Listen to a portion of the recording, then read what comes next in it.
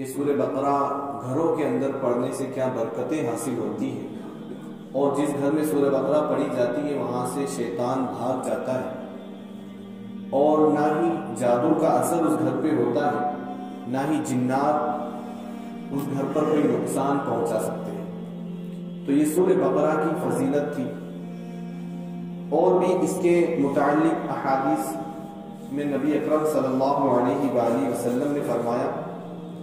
اس سورہ بقرہ کے اندر آپ تمامی حضرات جانتے ہیں کہ تیسرا پارہ جب ہم پڑھتے ہیں، شروع کرتے ہیں، تو تیسرے پارے کے پہلے ہی صف کے اندر ایک آیت آتی ہے، آیت الکرسی، اللہ لا الہ الا هو الحی القیوم، جس کی بہت ہی بڑی فضیلت ہے، اور نبی اکرم صلی اللہ علیہ وآلہ وسلم کی احادیث سے اس کی فضیلت کے بارے میں پتہ چلتا ہے۔ نبی اکرم صلی اللہ علیہ وسلم کے ایک صحابی جن کا نام ہے ابی بن کعب، نبی اکرم صلی اللہ علیہ وآلہ وسلم نے اپنے ان صحابی سے پوچھا کہ بتاؤ قرآن مقدس کی سب سے عظیم آیت کون سی، سب سے اعظم آیت کون سی؟ انہوں نے سوچ وچار کیا اور گمان کر کے جو ہے فرمایا، یا نبی صلی اللہ علیہ وآلہ وسلم، میرے خیال سے سب سے عظیم اور سب سے اعظم جو آیت ہے نا وہ آیت الکرسی۔ نبی صلی اللہ علیہ وآلہ وسلم نے ان کو شاباشی دی، کیونکہ آپ صلی اللہ علیہ وسلم نے انہیں بتایا نہیں تھا، آپ کے بتانے سے پہلے ہی انہوں نے جو ہے یہ بتا دیا۔ آپ صلی اللہ علیہ وسلم نے ان کا سینہ تھپتھپایا اور کہا کہ تمہیں تمہارا علم مبارک ہے، میرے بتائے بغیر تم نے اس اعظم کے بارے میں، اس عظیم آیت کے بارے میں بتایا۔ تو قرآن مقدس کی سب سے عظیم آیت کون سی ہے؟ آیت الکرسی، اللہ لا الہ الا هو الحی القیوم۔ اور ایک اور حدیث میں آتا ہے کہ حضرت ابو ہریرہ رضی اللہ تعالی عنہ، جس کے راوی ہیں حضرت ابو ہریرہ رضی اللہ تعالی عنہ، فرماتے ہیں کہ مجھے نبی صلی اللہ علیہ وآلہ وسلم نے بیت المال، مال غنیمت کی حفاظت کے لیے مقرر کیا ہوا تھا۔ میں بیت المال کی حفاظت کیا کرتا تھا، اور رات کے وقت ایک آدمی آتا اور وہ چوری کر کے وہاں سے لے کر چلا جاتا۔ لگاتار 3 دن تک یہ سلسلہ چلتا رہا، وہ آتا اور کچھ لے کر وہاں سے چلا جاتا، اور تیسرے دن میں نے اس کو پکڑ لیا۔ پکڑنے کے بعد میں نے اس سے کہا کہ میں تجھے نبی صلی اللہ علیہ وآلہ وسلم کی بارگاہ میں لے کر چلوں گا، اور تجھے پھر آقا صلی اللہ علیہ وآلہ وسلم اس کی سزا دیں گے۔ اب وہ شخص نے کہا کہ میں تمہیں کیا کوئی ایسی صورت، کوئی ایسا وظیفہ نہ دے دوں جو تمہیں پوری زندگی میں فائدہ پہنچائے گا؟ اور پھر جب اس نے وظیفہ بتایا، یعنی ایک رشوت کے طور پہ چھوٹنے کے لیے، چھٹکارا حاصل کرنے کے لیے، اس نے کہا کہ میں تمہیں ایک وظیفہ دیتا ہوں، اور وہ آیت الکرسی کا وظیفہ ہے، وہ آیت الکرسی کا وظیفہ ہے۔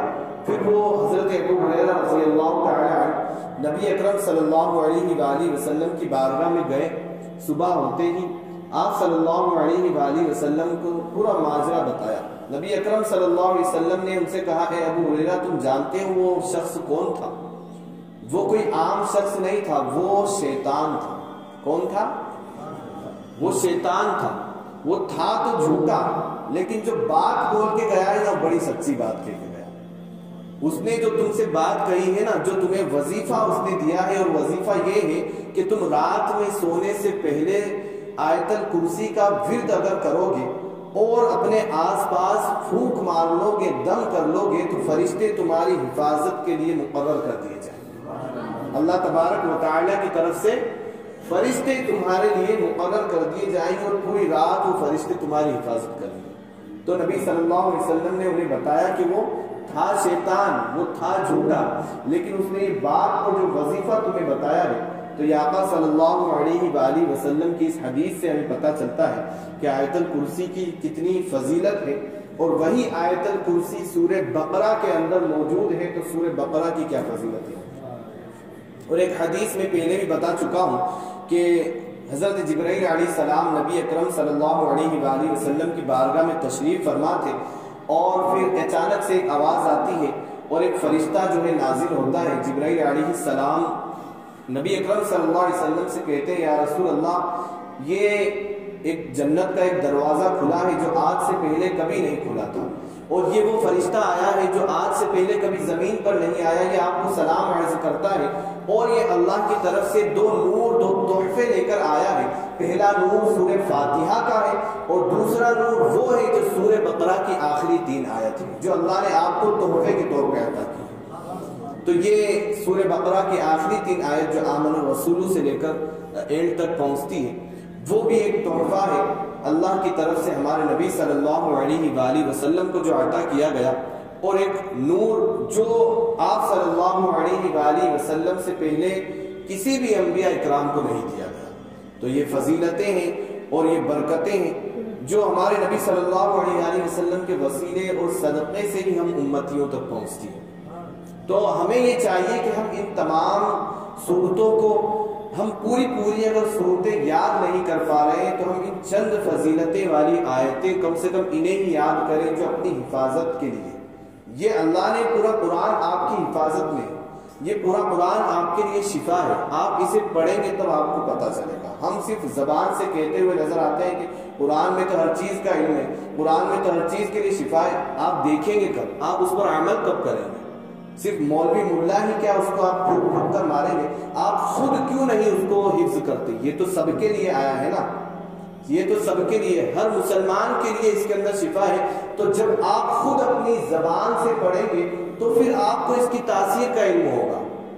آپ دم کروا لیتے ہیں، آپ دم کروانے کے بعد گھر پہنچ جاتے ہیں، لیکن آپ کو اس کی اہمیت پتہ نہیں چلتی۔ کیوں پتہ نہیں چلتی؟ کیونکہ آپ خود نہیں پڑھ رہے، جو آپ کے امام ہیں وہ پڑھ رہے ہیں، آپ ان سے دم کروا کر گھر پہنچ جاتے ہیں، اور وہ بچہ اگر ٹھیک ہوا تو ہوا، اور ٹھیک ہو گیا تب بھی آپ کو اس کی اہمیت نہیں معلوم ہوتی۔ جب تک آپ خود نہیں پڑھیں گے تب تک آپ کو قرآن کی اہمیت کے بارے میں پتہ نہیں چلے گا۔ تو یہ قرآن سب کے لیے ہدایت ہے، سب کے لیے شفا ہے، سب کی حفاظت کے لیے آیا ہے۔ تو ہمیں یہ چاہیے کہ ہم زیادہ سے زیادہ قرآن پڑھنے کی کوشش کریں۔ آپ کو نہیں آتا ہے تو آپ دھیرے دھیرے پڑھنے کی کوشش کریں، جیسا تیسا آپ پڑھنا شروع کریں گے تو اللہ کا وعدہ ہے، اللہ فرماتا ہے وَلَقَدْ يَسَّرْنَا الْقُرْآنَ لِلذِّكْرِ فَهَلْ مِن مُدَّكِرٍ، ہم نے قرآن یاد کرنے والوں کے لیے اس قرآن کو آسان کر دیا۔ تو آپ جب تک خود کوشش نہیں کریں گے، جب تک آپ خود آگے بڑھ کے اسے یاد نہیں کریں گے، آپ کے ہاتھ میں کچھ نہیں آنے والا۔ آپ خود کمانے نہیں جاتے ہیں تو کوئی آپ کے گھر پر پیسہ پھینک کر جاتا ہے؟ جب تک آپ نہیں کمانے جائیں گے تب تک آپ کے گھر میں پیسہ نہیں آئے گا، آپ غربت کی زندگی میں ہو جائیں گے۔ اسی طریقے سے آپ جب تک قرآن کی طرف نہیں آئیں گے، کوئی آپ کے پاس لا کر اسے آپ کے گھر میں آ کر نہیں پڑھائے گا۔ تو یہ قرآن کا علم ہے، آپ کو خود کوشش کرنا ہوگی۔ تو یہ فضیلت میں بتا رہا تھا کہ قرآن مقدس کی ہر آیت برکت والی ہے، ہر آیت رحمت والی ہے، ہر آیت کے اندر شفا ہے، اور یہ قرآن اللہ تبارک و تعالیٰ کی قدرت ہے اور نبی صلی اللہ علیہ وآلہ وسلم کا سب سے بڑا معجزہ ہے۔ آقا صلی اللہ علیہ وسلم